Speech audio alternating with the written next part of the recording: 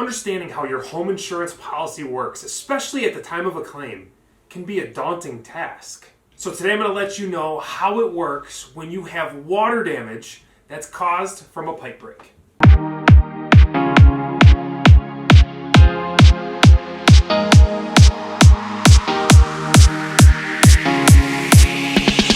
Pipe breaks happen, whether it's from wear and tear, freezing, or just breaking for another reason.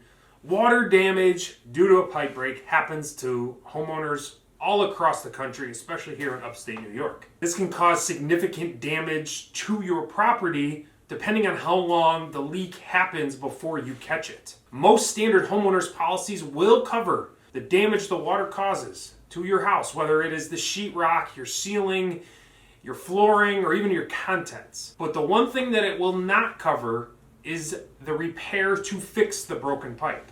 That's probably one of the biggest confusions that most homeowners have is the pipe damage itself, whether it's a major fix or even just a minor fix for that plumbing is not going to be covered on any homeowner's policy. Insurance companies do not pay to fix the broken pipe. It'll just pay for the damage the water causes. This is why it's very important to make sure that before you file a claim with your insurance company, that the damage the water causes is significant enough over your deductible to make it worthwhile to file a claim. Just immediately filing a claim and then finding out that the damage to the pipe isn't going to be covered or part of this could be very disappointing to you as a homeowner. So make sure you know before filing the claim what you're looking at when it comes to repair costs, what's damaged, what's the cleanup, all that kind of stuff.